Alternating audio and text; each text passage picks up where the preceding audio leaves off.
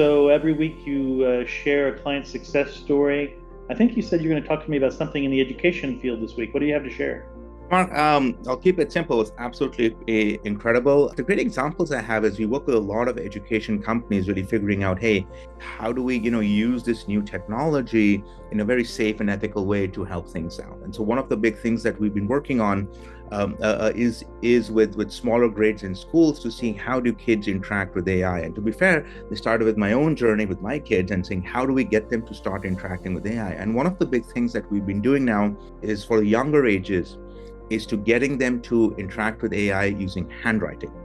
And for me, this was a huge unlock because you want them to talk to AI, you want them to talk to this. And so we had a couple of pilots done where we have kids, if they want to prompt, hey AI, make this for me, hey AI, do this for me. They write it out in handwriting, you put it under a docu-scanner or in front of a camera, which takes a picture of it.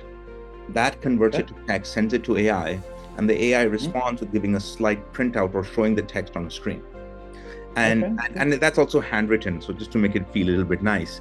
And so you're able to do this entire AI thing very safely. Obviously, these have been severely restricted to do a few things very well. But then you're able to preserve this entire show of screen time, of hey, them, historically, like a year ago, we were still getting kids to talk to AI because they perhaps couldn't type fast enough.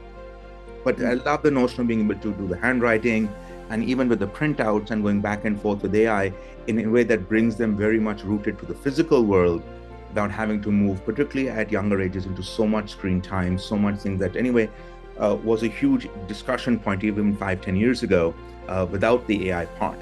And so for me, what's very nice about this is to see how now we're moving beyond just typing and video and audio and interacting with AI to saying how do we embed AI into physical spaces, into laboratories, into the classroom in a way that still preserves a lot of that traditional manner of education that we like.